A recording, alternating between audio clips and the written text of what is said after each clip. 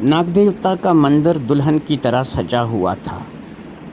मंदिर की तरफ जाने वाली सीढ़ियाँ, उन पर पाँव रखने की जगह तक नहीं थी और उन सीढ़ियों पर इस वक्त दो लोग खड़े थे। सलीम अपनी बेटी निगत के साथ हाथ पकड़े मंदिर की सबसे निचली सीढ़ी पर खड़ा था। जैसे ही निगत और सलीम ने मंदिर की सीढ़ियों पे ऊपर चढ़ने के लिए पैर रखा, हर तरफ से नागों के फुनकारने की और बेशुमार नागों के सर उठाने की आवाज़ें सलीम और निगत के कानों में पड़ी। लेकिन ये क्या, जैसे ही कोई भी नाग निगत को देखता और उसकी नज़र निगत के ऊपर पड़ती, वो नाग अपना सर झुका लेता। उस नाग की दोबारा ऊपर सर उठाने की हिम्मत नहीं होती। सलीम अपनी बेटी निगत के साथ मंदिर की सीढ़ियाँ चढ़ता हुआ ऊपर चला जा रहा था। उसके लिए भी ये बात बड़ी हैरान कुन थी कि जहाँ जहाँ भी नाग ज़ात का कोई भी सांप नज़र आता, चाहे वो किसी भी नस्ल से होता, जैसे ही उसकी नज़र निगत पर पड़ती वो वहीं अपना सर झुका लेता और निगत बेफिक्री से ऐसे गुज़रती चली जा रही थी कि उसे इन सांपों का कुछ भी डर नहीं था। नाग देवता का मेला लग चुका था और इस मेले में निगत अपने वालिद के साथ ज़िद करके आई थी। निगत का वालिद सलीम निगत के बारे में, उसकी असलियत के बारे में कुछ भी नहीं जानता था। वो नहीं जानता था कि उसकी बेटी दिन में बेटी है और रात में नागन है। लेकिन ये बातें उसे बताई तो थीं राधा और रमेश ने, लेकिन उसने इन बातों का एतबार नहीं किया था। लेकिन आज जो कुछ वो अपनी आँखों से देख रहा था, इसके बाद वो कुछ सोचने पर मजबूर हो रहा था। उसे राधा और रमेश की बातों में सच्चाई नज़र आ रही थी। जैसे ही मेला लगा था, निगत ने ज़िद पकड़ ली थी कि उसे मेला देखने के लिए जाना है और हर रोज़ जाना है। वो अपने बाप के साथ आज पहले दिन मेले के लिए आई थी, तो जितने भी नाग ज़ात के लोग, नाग ज़ात वहाँ पे मौजूद थी, जितने भी नाग वहाँ पे मौजूद थे, वो सर ऐसे झुका रहे थे जैसे वो किसी का एहतराम कर रहे हों। करते करते दोनों बाप बेटी ऊपर मंदिर तक पहुँच गए। नाग देवता के मुजस्मे के आगे बेशुमार सांप पड़े थे, कुछ दूध पी रहे थे, कुछ वैसे ही पड़े हुए थे। सलीम अंदर जाने से डर रहा था, लेकिन निगत ऐसी बेफिक्र थी कि निगत को किसी चीज़ की परवाह नहीं थी और निगत ने सलीम का हाथ पकड़ रखा था और उसे बार बार कह रही थी, बाबा आप फ़िक्र मत करो, कोई परेशानी नहीं होगी, कोई नाग भी आपको कुछ नहीं कहेगा। यही बात हुई कि जब निगत मंदिर के अंदर दाखिल हुई और मुजस्मे के बिल्कुल सामने जाकर के खड़ी हो गई, किसी नाग में इतनी जुर्रत नहीं थी कि वो सर उठाकर निगत की तरफ या उसके बाप की तरफ देख सकता। करते करते निगत वहाँ पर काफ़ी देर खड़ी रही और मुँह ही मुँह में कुछ बड़बड़ाती रही और फिर उसने अपने बाप सलीम को वहाँ से वापस चलने का इशारा किया और फिर वो सलीम के साथ वहाँ से नीचे उतर आई। जब वो दोबारा सीढ़ियों से नीचे उतर कर एंड सीढ़ियों तक पहुँची, तो उसने देखा कि एक बाबा है जो कि बहुत उम्र में ज़्यादा है, उसकी उम्र 100 साल से भी ज़्यादा होगी और उसका हुलिया बिल्कुल जोगियों जैसा है। तो वो जोगी बाबा कांपते हाथों और कांपती टांकों के साथ चलता चलता सलीम के पास और निगत के पास आया। उसने एक नज़र सलीम के चेहरे की तरफ देखा और दूसरी नज़र उसने निगत को देखा। फिर उसने सलीम से कहा कि देखो, तुम एक बहुत अच्छे इंसान हो, मेरा तजर्बा बताता है कि तुम एक बहुत अच्छे इंसान हो। मैं तुमसे सिर्फ़ एक बात कहूँगा, अपनी बेटी का ध्यान रखना। तुम्हें नहीं पता कि तुम्हारी बेटी क्या है, बस ये याद रखना कि अपनी बेटी का ध्यान रखना। तुम इसकी हिफाजत करना, ये तुम्हारी हिफाजत करेगी, तुम दोनों एक दूसरे की हिफाजत करोगे। ये कह करके वो जोगी बाबा वहाँ से रुखसत हो गया और सलीम अपनी बेटी निगत के साथ घर के लिए रवाना हो गया। अब रोज़ाना का यही मामूल बन गया कि सलीम अपनी बेटी को लेकर के वहाँ जाता, वहाँ مندر میں جا کر وہ کچھ دیر کھڑی رہتی، کچھ بڑبڑاتی اور پھر واپس چلی آتی۔ سلیم ایک مسلمان تھا، اسے مندر جانا اچھا نہیں لگتا تھا، لیکن وہ اپنی بیٹی کی وجہ سے مجبور تھا۔ اس کی بیٹی بھی ایک مسلمان کے گھر میں پیدا ہوئی تھی، لیکن یہ بڑی عجیب بات تھی کہ وہ ناگ دیوتا کے مندر میں جا رہی تھی، اور ناگ دیوتا کے مندر میں وہ روزانہ جاتی تھی اور کچھ پڑھ کر واپس آ جاتی تھی۔ اور سب سے زیادہ حیرت کی بات یہ تھی کہ وہاں موجود ہزاروں سینکڑوں ناگوں میں سے کسی ناگ کی یہ جرت نہیں تھی کہ وہ نگت کی طرف آنکھ اٹھا کر دیکھے، یا پھر نگت کے ساتھ سلیم جو کہ ایک انسان تھا اسے کچھ نقصان پہنچائے۔ اسی طرح 7 دن گزر گئے، میلہ گزر گیا، اور نگت نے بھی ناگ دیوتا کے مندر میں جانا بند کر دیا۔ اب روزانہ کا وہی معمول دوبارہ شروع ہو گیا۔ باپ صبح کھیتی کی باڑی کے لیے زمین پہ چلا جاتا، رات کو واپس آتا۔ نگت زیادہ تر اپنے گھر میں رہتی، اڑوس پڑوس کے لوگ بھی جانتے تھے کہ بچی ہے، چھوٹی ہے، گھر میں اکیلی ہوتی ہے، تو ان کے بچوں کے ساتھ کھیل لیتی، ان کے گھر چلی جاتی، وہ اس کے گھر آ جاتے۔ اسی طرح نگت کا دل بھی لگا رہتا اور ان کے معاملات بھی چلتے رہتے۔ لیکن ایک دن جب کہ نگت اپنے ایک پڑوسی کے گھر میں بیٹھی ہوئی تھی کہ ایک لڑکی ہڑبڑائی ہوئی بڑی ہی جلدی میں اندر آئی۔ اس نے کہا کہ غضب ہو گیا، غضب ہو گیا، کھیتوں میں ایک لڑکی کو کسی زہریلے سانپ نے کاٹ لیا، وہ لڑکی تڑپ رہی ہے، وہ اپنی ماں باپ کی اکلوتی بیٹی ہے، نہ کوئی بھائی ہے نہ کوئی بہن ہے، اس کے ماں باپ بہت پریشان ہیں، کوئی حکیم کوئی وید ایسا نہیں ہے کہ جو اتنی جلدی مل سکے۔ تو کچھ لوگوں کو گاؤں سے بھیجا ہے کسی حکیم کسی وید کا پتہ کرنے کے لیے، لیکن امید نہیں ہے کہ وید کے آنے تک وہ لڑکی بچ سکے گی۔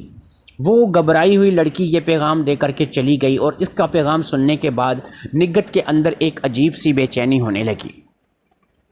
نگت نے اس عورت سے کہا جس کے گھر میں وہ آئی ہوئی تھی، آنٹی مجھے بھی کھیت میں جانا ہے، مجھے بھی دیکھنا ہے کہ اس لڑکی کو کہاں سانپ نے کاٹا ہے اور کہاں پر وہ لڑکی ہے، مجھے جلدی سے کھیت میں لے چلیں۔ نگت کی ضد کے آگے وہ عورت بھی ہار مان گئی اور نگت کو لے کر کے اس طرف چل پڑی۔ کچھ اور لوگ بھی سانپ کے کاٹے کا سن کر ساتھ ہو گئے، اور چلتے چلتے کھیت میں وہاں پہنچ کے جہاں پر لڑکی کو سانپ نے کاٹا تھا۔ نگت نے جا کے دیکھا، اور اس کی نظر جب لڑکی کے جسم پر پڑی تو اس کا جسم نیلا پڑتا جا رہا تھا، یعنی زہر جو تھا وہ اپنا کام کرتا چلا جا رہا تھا۔ اس نے دیکھا کہ سانپ نے اسے پاؤں کی پنڈلی پر کاٹا تھا، اور اس کی وجہ سے سانپ کے دانتوں کے نشان صاف سامنے نظر آ رہے تھے۔ اب نگت سے رہا نہیں گیا، اس نے آؤ دیکھا نہ تاؤ دیکھا، وہ فٹافٹ آگے بڑھی اور اس نے اس لڑکی کی وہ پنڈلی اٹھا کر اپنے منہ میں ڈال لی، اور ایسے چوسنے لگی جیسے اس کے اندر کا زہر اپنی طرف کھینچ رہی ہو۔ ایسا کچھ دیر تک نگت کرتی رہی۔ نگت کا باپ سلیم بھی پریشان ہو گیا اور آئے ہوئے لوگ بھی پریشان ہو گئے۔ اس سے پہلے کہ وہ لوگ آگے بڑھ کر نگت کو روکتے یا وہ کچھ نگت سے بات کرتے، نگت نے اپنا منہ اس کی پنڈلی سے ہٹا لیا۔ نگت کے منہ ہٹانے کے بعد اس لڑکی کے جسم میں ہلکی ہلکی حرکت ہونے لگی، اور پھر دیکھتے ہی دیکھتے اس کا نیلا پڑا ہوا رنگ دوبارہ سے سرخ ہونے شروع ہو گیا، اور تھوڑی ہی دیر میں وہ لڑکی اٹھ کر بیٹھ گئی۔ اب اس کے اٹھنے کی بیٹھنے کی دیر تھی کہ نگت زندہ باد کے نعرے پورے گاؤں کے لوگوں نے لگانے شروع کر دیے۔ نگت نے وہاں پر رکنا مناسب نہیں سمجھا۔ زہر چوسنے کے بعد وہ فوری طور پر اپنے گھر کی طرف بھاگی اور گھر میں آ کر ایک کمرے میں بند ہو گئی۔ اسے اس بات کا بڑی اچھی طرح سے احساس تھا کہ اب اس کے باپ سے گاؤں کے لوگ طرح طرح کے سوال کر رہے ہوں گے اور طرح طرح کی باتیں پوچھ رہے ہوں گے، اور بہت جلد یا اس کا باپ یا پھر گاؤں کے لوگ اس سے اس بارے میں پوچھیں گے کہ یہ کیا ماجرا ہے، یہ کیا چکر ہے۔ خیر تھوڑی ہی دیر گزری کہ سلیم بھی کچھ لوگوں کے ساتھ گھر آ گیا۔ وہی بات ہوئی جس کا ڈر تھا۔ سلیم نے اپنی بیٹی سے پوچھا تو اس نے کہا بابا مجھے نہیں پتا، بس مجھے ایک اندر سے آواز آ رہی تھی کہ بیٹی آگے بڑھ کر تو اس کا زہر چوس لے، اور میں نے اس کا زہر چوس لیا، بس مجھے کچھ نہیں پتا، اس سے آگے میں کچھ بھی نہیں جانتی۔ لوگ مطمئن تو نہیں ہوئے، لیکن اب وہ ایک 10 سال کی بچی کو کہہ بھی کیا سکتے تھے، اس لیے وہ سب اپنے اپنے گھروں کو لوٹ گئے۔ سلیم بھی اسی کیفیت میں کہ وہ مطمئن نہیں تھا، لیکن اپنی بیٹی کی بات پر یقین کر کے بیٹھ گیا۔ اس نے کہا چلو ہو سکتا ہے کہ میری بیٹی نے جو کہا ہے ایسا ہی ہوگا، لیکن سلیم بہت زیادہ اس بات سے بھی پریشان تھا کہ وہ بیٹی اپنی کے بارے میں جتنا کچھ جانتا تھا اس بات کو سامنے رکھ کے اب اس نے یہ سوچنا شروع کر دیا تھا کہ نہ صرف رادھا اور رمیش صحیح کہتے تھے، بلکہ جو اس نے ناگ دیوتا کے مندر میں دیکھا اور جو آج اس کی بیٹی نے کھیتوں میں کیا، اس لڑکی کی جان تو اس نے بچائی، لیکن اس کا زہر اس نے پی لیا اور اس زہر کو رتی بار بھی اس نے باہر نہیں پھینکا۔ تو یہ کیسی انسان ہے کہ جسے زہر اثر نہیں کرتا؟ یا تو میری بیٹی ناگن ہے، یا پھر اس کے اندر کوئی ایسی طاقت ہے، کوئی ایسی قوت ہے کہ اسے کسی قسم کا زہر اثر نہیں کرتا، اور اسی وجہ سے سانپ بھی اس سے ڈرتے ہیں۔ خیر، سلیم کو اپنی باتوں کا جواب نہ ملنا تھا اور نہ ہی ملا۔ اسی ادھیڑ بن میں سلیم سونے کے لیے لیٹ گیا اور وہ دن بھی گزر گیا۔ وقت گزرنے لگا اور دن پہ دن گزرتے چلے گئے۔ ایک دن اسی گاؤں میں ایک لڑکی کی شادی تھی۔ وہ لڑکی گاؤں کے سرپنچ کی بیٹی تھی۔ گاؤں کے سرپنچ کے گھر میں سلیم کا انگت کا آنا جانا تھا۔ یہ لوگ گاؤں کے سرپنچ کے گھر میں بھی جاتے تھے، اور گاؤں کا سرپنچ جو تھا وہ بہت ہی اچھا انسان تھا۔ یہ دونوں شادی میں شریک تھے کہ ایک شور مچا۔ شور ایسا تھا کہ جس نے سب کو لمحے بھر کے لیے ہلا کر رکھ دیا۔ جس بچی کی رخصتی ہونے والی تھی، جو دلہن بن کے رخصت ہونے والی تھی، اسے عین ماتھے کے اوپر کسی سانپ نے کاٹ لیا تھا۔ سانپ کے کاٹے کے بعد اس لڑکی کو کوئی ہوش نہیں رہا تھا۔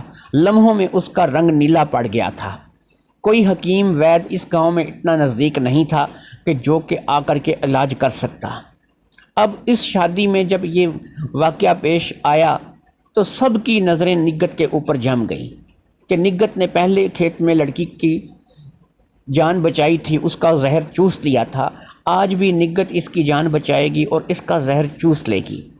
لیکن یہ کیا، نگت نے جب سرپنچ کی بیٹی کو دیکھا اور اس کے ماتھے کو دیکھا اور اس کے نیلے پڑتے رنگ کو دیکھا تو نگت نے اپنے باپ سے کہا، نہیں ابا، میں یہ نہیں کر سکوں گی، اس لڑکی کی جان میں نہیں بچا سکتی، اب اس لڑکی کا مرنا طے ہے۔ سب لوگ نگت کی منت سماجت کرنے لگے۔ اس کا باپ سلیم بھی نگت کی منت سماجت کرنے لگا کہ بیٹی، اگر اللہ نے تمہیں کوئی قدرت، کوئی طاقت بخشی ہے، تمہیں کوئی ایسی چیز دی ہے اللہ نے، تو تم اس کا استعمال کرو اور اس بچی کی جان بچا لو۔ اب نگت سے رہا نہیں گیا، اس نے کہا، بابا، اس لڑکی کو شیش ناگ نے کاٹا ہے، اور جس شیش ناگ نے کاٹا ہے پوری دنیا میں اس کے زہر کا کوئی توڑ نہیں۔ یہ تو انسان تھی، اگر یہ شیشناگ کسی سانپ کو کاٹ لے تو وہ سانپ بھی مر جاتا ہے۔ اس کی ایسی زندگی ہوتی ہے کہ وہ نہ مردوں میں ہوتا ہے نہ زندوں میں ہوتا ہے۔ لوگ یہی سمجھتے ہیں کہ یہ مر گیا ہے، لیکن ہوتا وہ زندہ ہے۔ تو میں آپ کو یہ بتا دوں کہ اسے جس شیشناگ نے کاٹا ہے اس کے کاٹے کا کوئی علاج نہیں۔ اگر میں اس کا زہر چوسوں گی تو میں مر جاؤں گی، نہ میں زندوں میں شمار ہوں گی نہ میں مردوں میں شمار ہوں گی، اس لیے میری مجبوری ہے، میں اس ناگ کا زہر نہیں چوس سکتی۔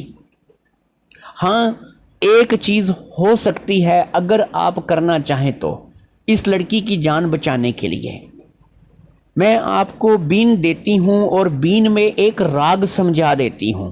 اگر یہاں پر کسی کو بین بچانی آتی ہے تو وہ سامنے آئے، اس راگ پر رکھ کر بین کو بجاؤ، وہی سانپ واپس آئے گا اور وہ آ کر کے اس زہر کو چوسے گا۔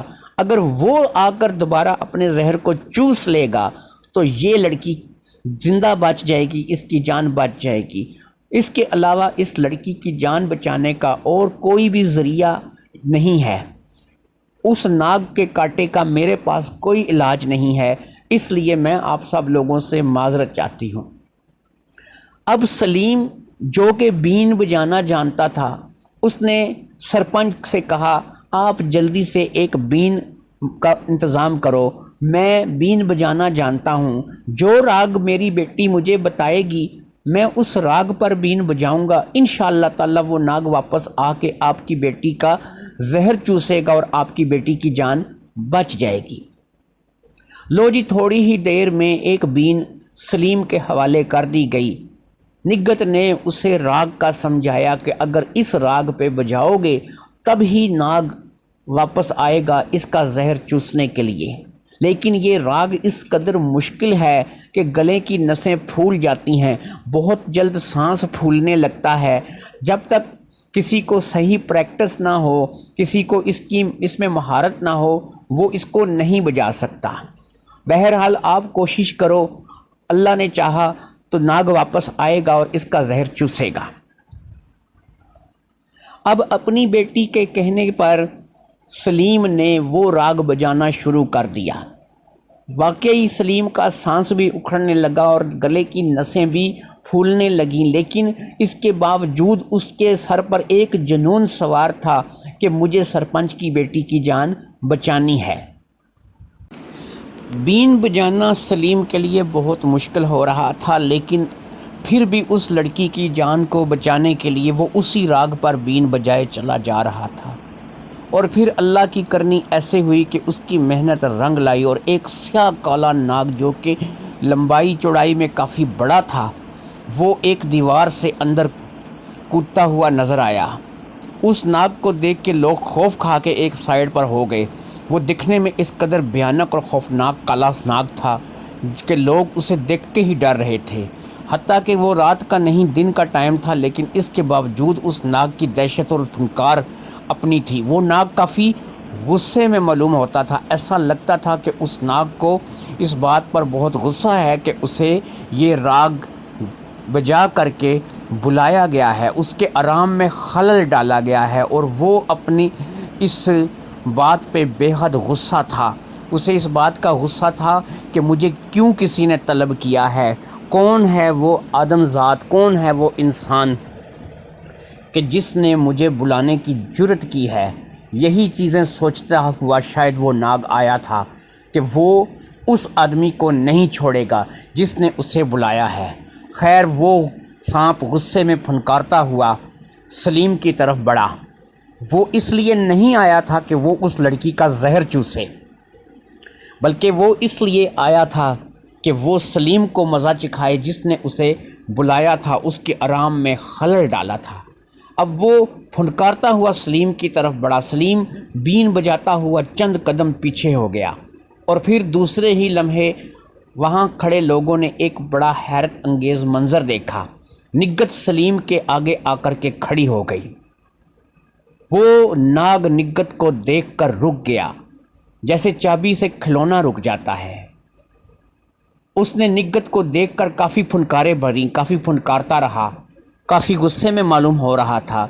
लेकिन इसके बावजूद जब निगत अपने बाप के आगे आकर खड़ी हो गई तो उसके बाद सांप ने आगे बढ़ने की जुर्रत नहीं की। वो वहीं रुक गया जहाँ पर वो मौजूद था। खैर, निगत ने देखा कि उस सांप को इस बात की समझ आ गई कि उसे यहाँ पर किस काम के लिए तलब किया गया है। अपना गुस्सा भूलकर, अपनी फुनकारें भूलकर वो उस लड़की की तरफ मतवज्जा हुआ जो सरपंच की बेटी थी और जिसे इसी नाग ने काटा था। खैर, नाग उसके माथे के ऊपर गया और फिर अपना मुंह लगा कर के उसका जहर चूसने लगा। जहर चूसने के बाद जिस तरह से वो आया था उसी तरह वो दीवार फलांग करके वापस चला गया। उसके जाने के बाद भी काफ़ी देर तक उस लड़की को कोई होश नहीं आई। अब निगत ने अपने बाप से कहा, इसके हाथ पांव की मालिश करो, इसका सर उठाकर गोद में रखो, इसके हाथ पांव की मालिश करो, इसको थोड़ा हिलाओ जलाओ, इंशाअल्लाह अल्लाह ने चाहा तो ये अब बच जाएगी।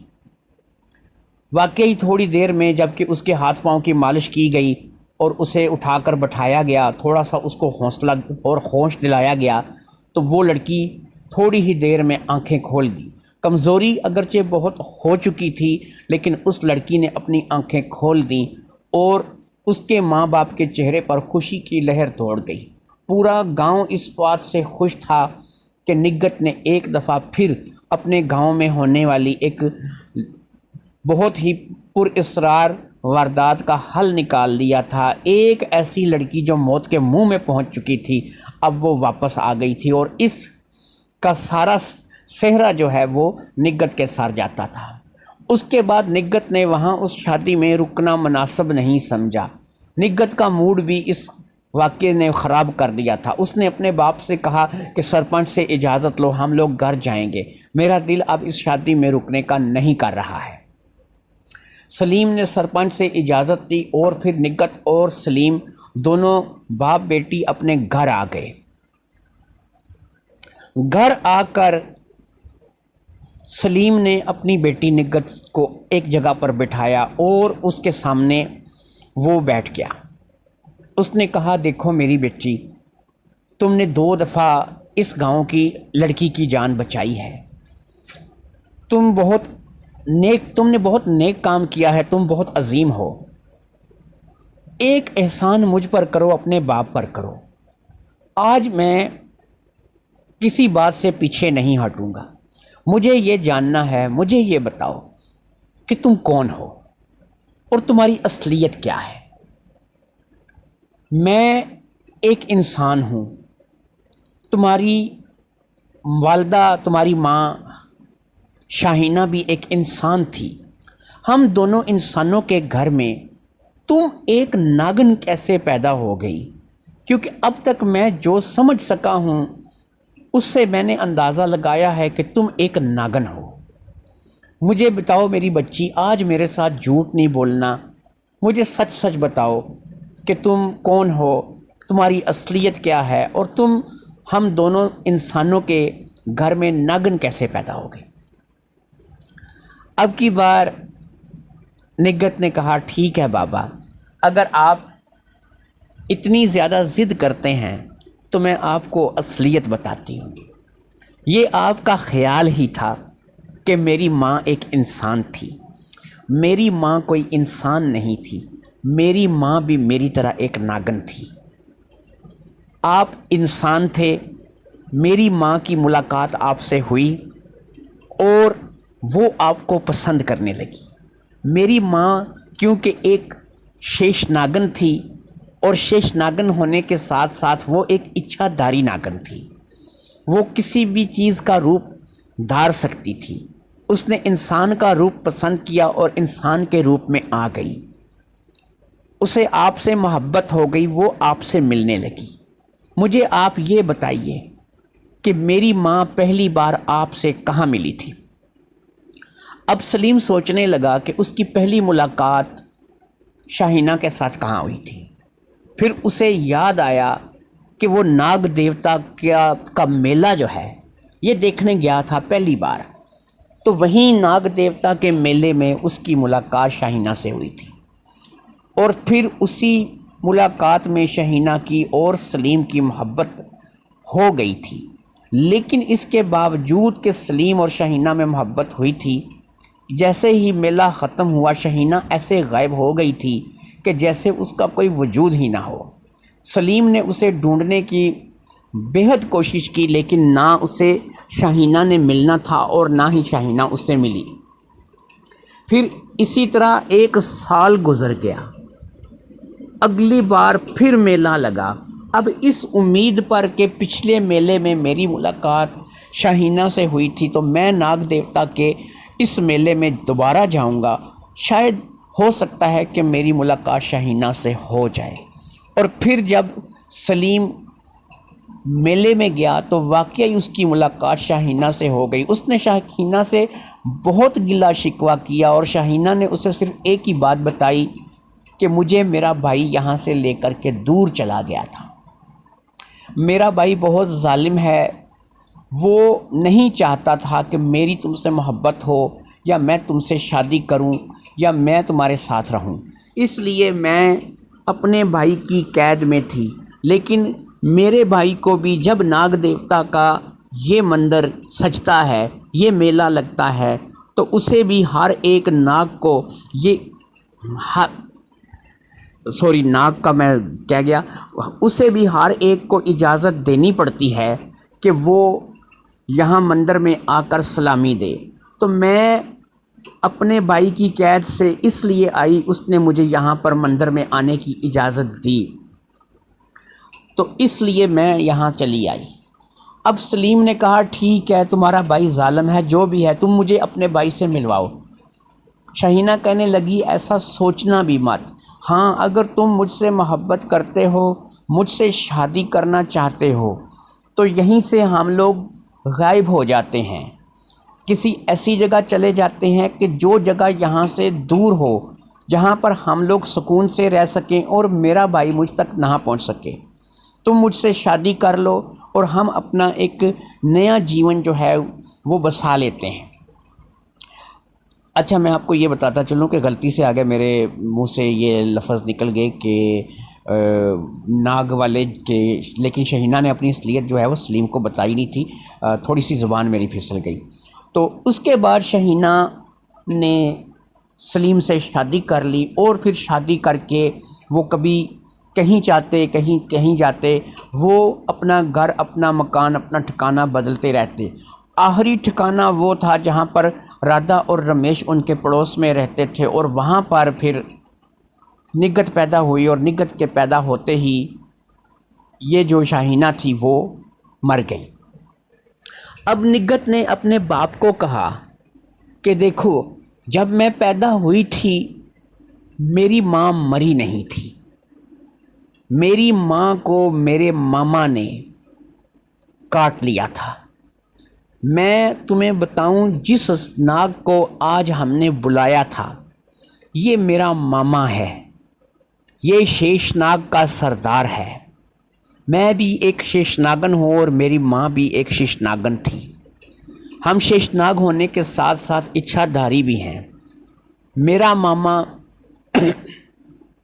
جو تھا اس نے میری ماں کو کاٹ لیا تھا، کیونکہ جب میں پیدا ہوئی تھی تو اسی وقت میرے مامے نے میری ماں کو بھی تلاش کر لیا تھا۔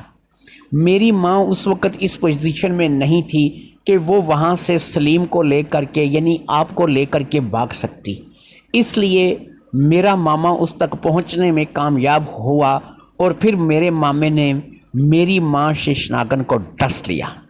میں نے جیسا کہ بتایا کہ یہ وہ ناگ ہے، میرا ماما وہ ناگ ہے کہ اس کے ڈسے کا کوئی توڑ نہیں، کوئی علاج نہیں۔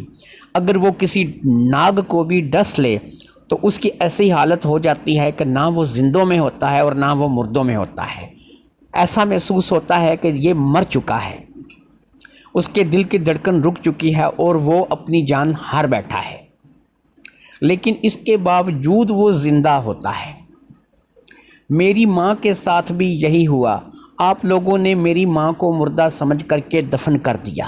میں اس وقت اتنی چھوٹی تھی کہ میں بھی کچھ نہیں کر سکتی تھی، آپ نے میری ماں کو دفن کر دیا اور اسے جو ہے آپ نے قبر میں اتار دیا۔ مجھے آپ نے رادھا اور رمیش کے حوالے کر دیا، میں ان کے گھر میں پلنے لگی۔ مجھے اپنی اصلیت کا شروع سے ہی پتہ تھا، لیکن میں 7 سال کی عمر تک ناگن نہیں بن سکتی تھی۔ جب میں 7 سال کی ہوئی تو پھر میں نے ناگن کا روپ دھار لیا، اور پھر رمیش اور رادھا کو میرے اصلیت کا پتہ چل گیا، وہ یہ جان گئے کہ میں کون ہوں، اور انہوں نے پھر مجھے آپ کے حوالے کر دیا، اور اس کے بعد جو کچھ ہوا وہ آپ کے سامنے ہے۔ نگت کی ساری بات سننے کے بعد اس کا باپ سلیم اس قدر عجیب و غریب سی کیفیت میں بیٹھا اسے دیکھ رہا تھا کہ پتہ نہیں کیا سے کیا ہو گیا ہے۔ بہرحال اس کو ایک بات اس کے ذہن میں بیٹھ گئی تھی کہ اگر شاہینہ زندہ ہے اور ماما اس کا، یعنی نگت کا ماما جو کہ شیشناگ کا بادشاہ ہے، وہ اگر شاہینہ کا زہر چوس لے تو شاہینہ دوبارہ زندہ ہو سکتی ہے، چاہے وہ ناگ کی شکل میں تھی یا انسان کی شکل میں تھی، دونوں ہی صورتوں میں وہ سلیم کو بڑی عزیز تھی اور سلیم اس سے بے پناہ محبت کرتا تھا۔ اب سلیم نے نگت سے کہا دیکھو بیٹی، اگر تمہاری ماں زندہ ہو سکتی ہے تو میں تم سے کہتا ہوں اپنے ماما سے شیشناگ سے کہو کہ اس کا زہر چوس لے، اسے دوبارہ سے ٹھیک کر دے، وہ ہماری زندگی میں دوبارہ واپس آ جائے۔ نگت نے کہا بابا یہ بات جو ہے وہ نہیں ہو سکتی، میرا ماما بہت غصے والا ہے اور وہ اس بات پہ کبھی سمجھوتا نہیں کر سکتا۔ وہ اتنے غصے میں تھا کہ وہ آپ کو بھی کاٹنا چاہتا تھا، لیکن اس نے آپ کو اس لیے نہیں کاٹا کہ وہ سارا قصوروار اپنی بہن کو یعنی شاہینہ کو سمجھتا تھا۔ اس نے آپ کو قصوروار اس لیے نہیں سمجھا کہ آپ تو شاہینہ کی اصلیت سے واقف ہی نہیں تھے۔ بہرحال جی، باپ نے اپنی بیٹی نگت کی منتیں ترلے شروع کر دیں۔ اس کو بولا کہ بھئی تم کسی طرح سے مجھے اپنے مامے کے پاس لے جاؤ۔ اس نے کہا ابا بات یہ ہے کہ میں اپنے مامے کی غار تک، ان کے ٹھکانے تک پہنچنے کا راستہ انسانی شکل میں نہیں جانتی ہوں۔ ہاں اگر آپ نے پھر اپنی ضد پکڑ لی ہے کہ میری ماں کو آپ نے دوبارہ ٹھیک کرنا ہی کرنا ہے اور میرے مامے کے پاس جانا ہی جانا ہے، تو میں یہ کر سکتی ہوں کہ میں سانپ کی شکل اختیار کرتی ہوں اور آپ کو لے کر کے ساتھ چلی جاتی ہوں۔ آپ میرے پیچھے پیچھے آؤ، میں سانپ کی شکل میں وہاں تک پہنچ سکتی ہوں اور مجھے اس میں کوئی پریشانی نہیں آئے گی۔ سلیم نے کہا ٹھیک ہے تم سانپ بنو، سانپ بن کے جاؤ، میں تمہارے پیچھے پیچھے آتا ہوں۔ لو جی اللہ کی کرنی، پہلی بار نگت اپنے باپ کے سامنے انسان سے سانپ کی شکل میں آ گئی۔ اس نے دیکھا کہ اس کی بیٹی بھی ایک بھرپور سپنی تھی، سیاہ کالی ناگن، اور پھر وہ سیاہ کالی ناگن ایسے وہاں سے چل پڑی جیسے وہ اپنے باپ کو راستہ بتانا چاہ رہی ہو۔ اس کا باپ بھی اس کے پیچھے ہو گیا۔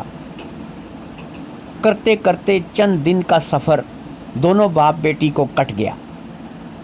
3 سے 4 دن لگ گئے۔ ایک ویران بنجر پہاڑی علاقہ، ایک ایسا علاقہ جہاں پر اس سے پہلے سلیم کبھی نہیں آیا تھا، وہاں لے کر کے نگت سلیم کو آ گئی تھی، اور پھر کرتے کرتے ایک پہاڑی غار کے آگے جا کر کے وہ کھڑی ہو گئی۔ وہاں جا کر اس نے دوبارہ اپنا روپ بدلا اور وہ ناگن سے دوبارہ انسان کی شکل میں آ گئی۔ جب وہ دوبارہ انسان کی شکل میں آئی تو اس نے اپنے باپ کو بتایا کہ یہ جو غار ہے اس کا یہ بل ہے، یہ سوراخ ہے، اس سوراخ سے دوسری طرف غار میں میرا ماما شیشناگ کا بادشاہ رہتا ہے۔ میں یہاں تک تو تمہیں لے آئی ہوں، اب آگے کا کام تمہارا ہے۔ تم کسی بھی طرح سے اگر میرے مامے کو اس بات پہ راضی کر لو کہ وہ ماں کو ٹھیک کر دے تو میرے لیے بھی اس سے بڑی خوشی کی اور کوئی بات نہیں ہوگی۔ اب سلیم کیونکہ جانتا تھا کہ ناگ کو بس میں کرنے کے لیے اسے بین کی ضرورت پڑے گی، اس لیے جب وہ گھر سے چلا تھا تو اس نے بین لے لی تھی۔ یہ کام اس نے اس وجہ سے کیا تھا کہ اسے اب اس راگ کا پتہ تھا جس راگ پر پہلی بار یہ ناگ آیا تھا۔ اس نے وہی بین اپنے سامان میں سے نکالی اور اپنے منہ کے ساتھ لگا کر اسی راگ پر اس نے اس بین کو بجانا شروع کر دیا۔ اسے پتہ تھا کہ یہ سانپ چاہے کتنا ہی طاقتور کیوں نہ ہو، اس بین کی اس راگ کے آگے بے بس ہو کر ضرور آئے گا۔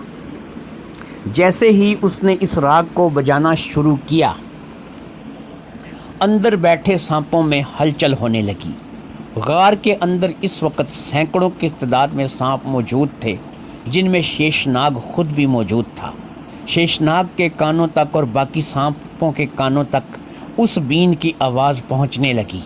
اب شیشناگ نے اپنے کچھ ناگوں کو حکم دیا کہ جاؤ دیکھو میرے گھر آ کر مجھے کون پکار رہا ہے، جو بھی ہو اسے جا کر ڈس لو، مار دو، اس سے پہلے کہ میں غصے میں آؤں تم جا کر اسے ختم کر دو۔ وہ لوگ باہر آئے، جیسے ہی وہ بل سے باہر نکلے تو ان تمام نے اپنا سر جھکا لیا اور ایک سائیڈ پر ہو گئے، کیونکہ باپ کے سامنے نگت دیوار بن کر کھڑی تھی۔ نگت ایک شیشناگن تھی اور اسی شیشناگ کی بھانجی تھی۔ اس لیے کوئی بھی ناگ اس کا کچھ بھی نہیں بگاڑ سکتا تھا۔ سچ پوچھو تو باقی سارے ناگ نگت سے ڈرتے تھے۔ اسی طرح دوبارہ شیش ناگ نے کچھ اور ناگ بھیجے، وہ بھی واپس نہیں آئے۔ تیسری بار پھر ناگ بھیجے، وہ بھی واپس نہیں آئے۔ اب کے بار شیش ناگ کو غصہ آیا، اس نے کہا کہ یہ ناگ جاتے تو ہیں لیکن واپس کیوں نہیں آتے، پتہ نہیں کیا بات ہے، میں جا کر خود پتہ کرتا ہوں۔ یہ سوچ کر کے اب وہ خود غار میں اس بل سے باہر نکلا۔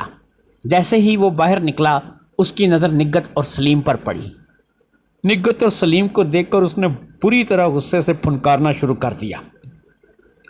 اب اس کے دیکھا دیکھی نگت نے بھی سانپ کا روپ دھار لیا، وہ بھی ایک ناگن کے روپ میں آ گئی اور اس نے ناگن کے روپ میں بھی پھنکارنا شروع کر دیا۔ ادھر اس کا ماما پھنکار رہا تھا، ادھر یہ پھنکار رہی تھی۔ کافی دیر تک یہ پھنکار چلتی رہی اور پھر اس کے بعد نگت دوبارہ انسان کی شکل میں آئی اور اپنے باپ کے پاس گئی اور اس نے اپنے باپ سے کہا کہ میں نے اپنے مامے سے ساری بات کی ہے، میں نے اس کو بولا ہے کہ ہو سکے تو میری ماں کو دوبارہ سے ٹھیک کر دو۔ اس نے بہت منت سماجت کے بعد، بہت زیادہ زور لگانے کے بعد اس بات پر میری ماں کو ٹھیک کرنے کی حامی بھری ہے کہ یہ کہتا ہے کہ آج کے بعد کوئی اور اولاد جو ہے وہ سلیم پیدا نہیں کرے گا، صرف نگت ہی اس کی اکلوتی اولاد رہے گی اور اس کے علاوہ کوئی اولاد نہیں رہے گی۔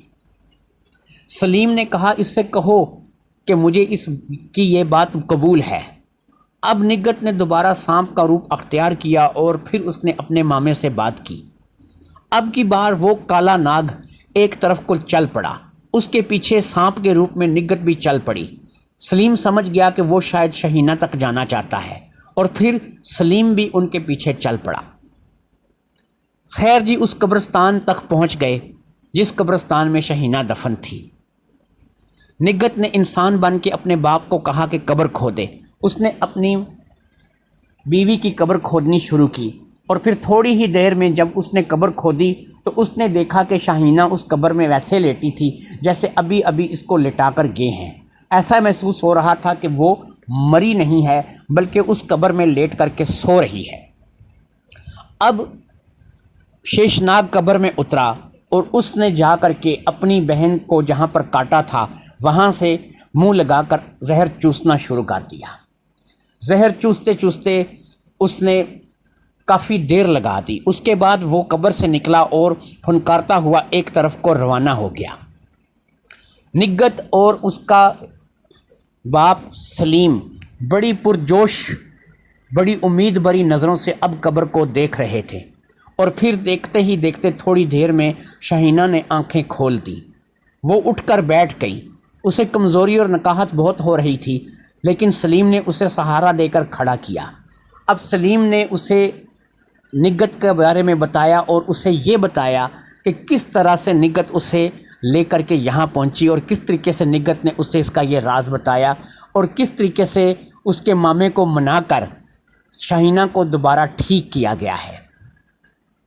دوستو، تینوں لوگ آپس میں مل گئے، سلیم، نگت اور شاہینہ، تینوں ہنسی خوشی اپنی زندگی گزارنے لگے۔ ایک بات جس کا وعدہ سلیم نے کیا تھا، اس کے بعد اس نے شاہینہ سے کوئی اولاد پیدا نہیں کی۔ دوستو، کہتے ہیں آج بھی ناگپور میں ایک محلہ ایسا ہے جہاں پر یہ تینوں رہتے ہیں۔ سلیم بے حد بوڑھا ہو چکا ہے، اس کی عمر کے آخری ایام چل رہے ہیں، وہ کسی وقت بھی مر سکتا ہے، لیکن یہ کیا، اس کی بیٹی شاہینہ، اس کی بیٹی نگت اور اس کی بیوی شاہینہ ابھی تک بالکل جوان ہیں، ویسی کی ویسی رنگت، ویسی کی ویسی خوبصورتی، اور ان کی خوبصورتی اور رنگت میں اور ان کی کسی چیز میں کوئی فرق نہیں آیا۔ شاید شیشناگ ہونے کی وجہ سے ان پر وہ چیزیں نہیں آئیں جو کہ انسان پر آتی ہیں۔ سلیم کی زندگی کے چند ہی دن باقی رہ گئے ہیں، مگر شاہینہ اور نگت، ان کی زندگی ابھی بہت باقی ہے۔ دوستو، امید کرتا ہوں کہ آپ کو یہ کہانی پسند آئی ہوگی جن جن لوگوں کو یہ کہانی پسند آئی ہے میرے چینل کو سبسکرائب کریں، لائک کریں، کمنٹ کریں، شیئر کریں۔ اللہ حافظ، السلام علیکم۔